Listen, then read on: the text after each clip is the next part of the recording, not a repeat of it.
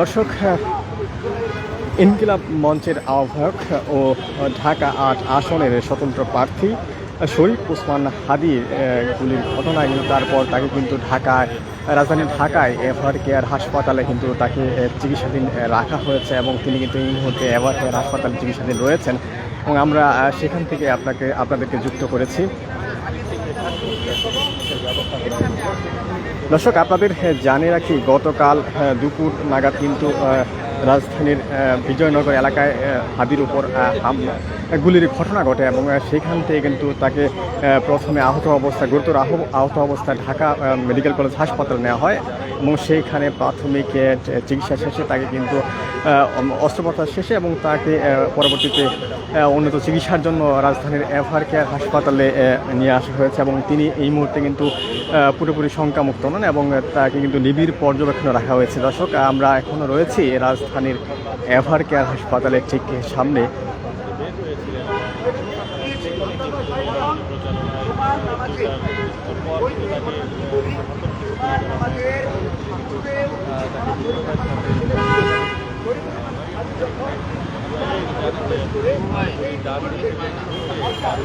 দর্শক, ইনকিলাব মঞ্চের আহ্বায়ক হাদির উপর এই গুলির ঘটনায় কিন্তু সকল রাজনৈতিক মহল কিন্তু এক উদ্বেগ প্রকাশ করেছে এবং একই সঙ্গে নিন্দা জানিয়েছেন বিএনপির ভারপ্রাপ্ত চেয়ারম্যান তারেক রহমান ও দলটির মহাসচিব মির্জা ফখরুল ইসলাম আলমগীর।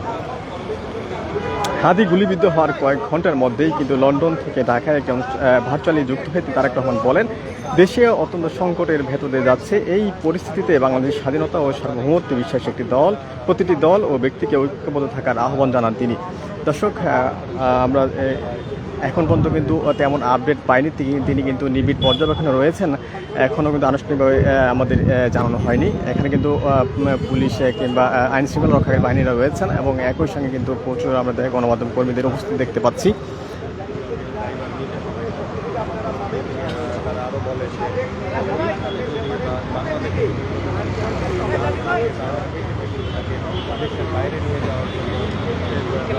দর্শক, হাদির উপর গুলিবর্ষণের পরেই কিন্তু বিভিন্ন রাজনৈতিক নেতা তা কিন্তু দেখতে ঢাকা মেডিকেল কলেজ হাসপাতালে ছুটে যান এবং আমরা দেখেছি সেখানে বিএনপির মির্জা ফখরুল ইসলাম আলমগীর, মির্জা আব্বাস সহ এনসিপির নাহিদ, সার্জিস, হাসান আবদুল্লাহ তারা কিন্তু ছুটে গিয়েছেন এবং একই সাথে বিভিন্ন রাজনৈতিক দলের নেতাকর্মীরা তারা কিন্তু ছুটে গিয়েছেন এবং এই ঘটনা কিন্তু গভীর উদ্বেগ প্রকাশ করেছেন এবং ঠিক তফসিল ঘোষণা ঠিক একদিন পরেই এই ধরনের ঘটনা কিন্তু একটা উদ্বেগ সৃষ্টি করেছে।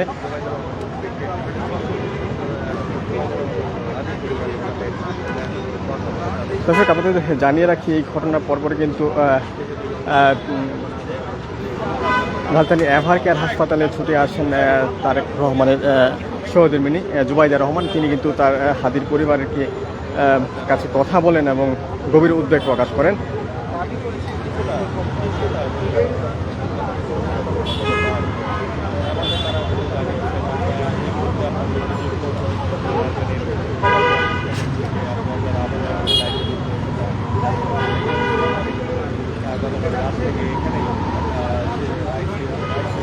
দর্শক, শরীফ ওসমান হাদির শারীরিক অবস্থা নিয়ে গতকাল রাতে স্বাস্থ্য ও পরিবার কল্যাণ মন্ত্রণালয়ের বিশেষ সহকারী অধ্যাপক ডাক্তার সাইদুর রহমান তিনি কিন্তু জানান, আগামী 72 ঘন্টা কিন্তু হাদি ঝুঁকিপূর্ণ অবস্থায় রয়েছেন এবং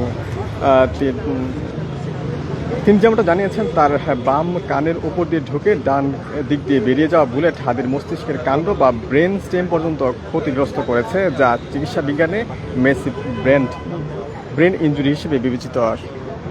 দর্শক, আমরা এখন রয়েছি রাজধানীর এভার কেয়ার হাসপাতালে। আপনারা দেখতে পাচ্ছেন ঠিক এখানে কিন্তু শরীফ ওসমান হাদি চিকিৎসাধীন রয়েছেন। একই সাথে বিএনপির চেয়ারপারসন বেগম খালেদা জিয়াও কিন্তু একই হাসপাতালে চিকিৎসাধীন রয়েছেন। দর্শক, হাদির উপর গুলিবর্ষণের ঘটনা কিন্তু সকল রাজনৈতিক দল কর্মসূচি ঘোষণা করেছে। আমরা গতকালকে দেখেছি ছাত্র দল তারা কিন্তু বিক্ষোভ মিছিল করেছে এবং পাশাপাশি আজ ইনকিলাব মঞ্চ সহ আরও বিভিন্ন দল তারা কিন্তু শাহবাগ অবরোধ করার ঘোষণা দিয়েছেন। এবং আমরা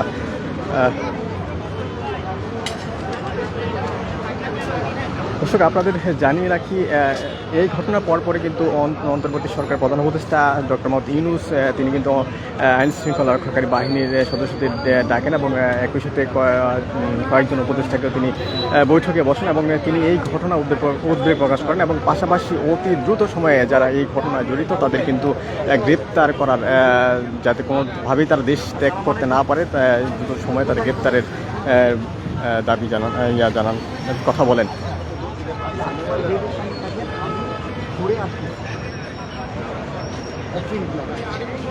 আমি ওই যে ব্রিফিং করতেছিলাম।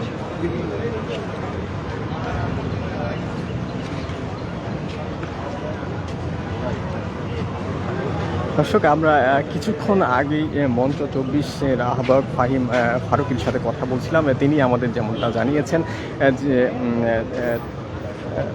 হাদি কিন্তু এই মুহূর্তে শ্বাস নিতে পারছেন এবং তাকে রক্ত দেওয়া হচ্ছে এবং তিনি সেটা গ্রহণ করতে পারছেন। দর্শক এই মুহূর্তে আমরা রয়েছি রাজধানীর এভার কেয়ার হাসপাতালে। এখানে কিন্তু আইন শৃঙ্খলা রক্ষাকারী বাহিনী রয়েছে এবং পাশাপাশি আমরা দেখতে পাচ্ছি এখানে অসংখ্য গণমাধ্যম কর্মীরা কিন্তু উপস্থিত হয়েছেন এবং বিষয়টি কিন্তু রাজনৈতিক অঙ্গনে এক উদ্বেগ সৃষ্টি করেছে এবং সকলে কিন্তু এর প্রতিবাদ জানাচ্ছেন। দর্শক আজ বেলা 12টা নাগাদ কিন্তু বিভিন্ন দলের কর্মসূচি রয়েছে।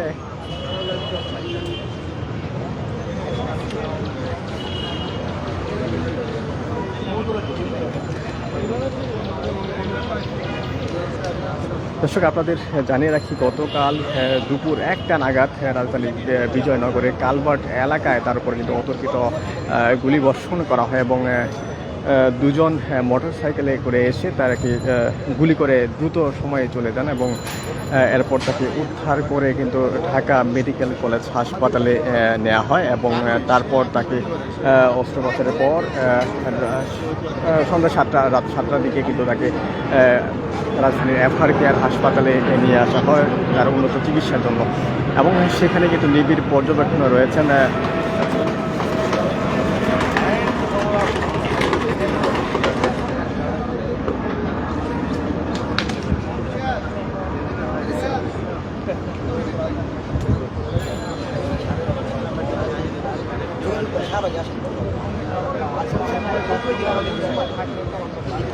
দর্শক ঢাকা মহানগর পুলিশের পক্ষ থেকে যেটা জানানো হয়েছে, এই ঘটনা কিন্তু তদন্ত চলছে এবং দ্রুত সময়ের মধ্যে যাতে যারা এই ঘটনায় জড়িত তাদের কিন্তু যাতে গ্রেপ্তার করা যায় সেই বিষয়ে তারা কিন্তু কাজ করছে এবং আশেপাশে যে সিসিটিভি ফুটেজ রয়েছে সেগুলো সংগ্রহ করে এবং সেগুলো যাচাই বাছাই করে এবং জড়িতদের শনাক্ত করার চেষ্টা করছে পুলিশ। দর্শক এই ঘটনা কিন্তু অন্তর্বর্তী সরকার দ্রুত সময়ে যাতে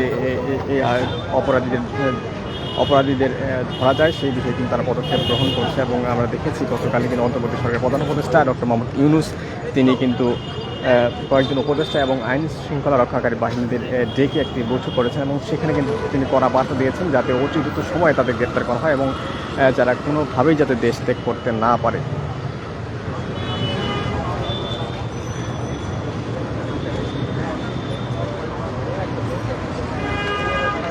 দর্শক আপনাদের হয়তো আরও কিছুক্ষণ পর দায়িত্বশীল কোনো কারো কাছ থেকে আমরা হাদির সর্বশেষ আপডেট জানাতে পারবো। সেই পর্যন্ত আমাদের সঙ্গে থাকুন।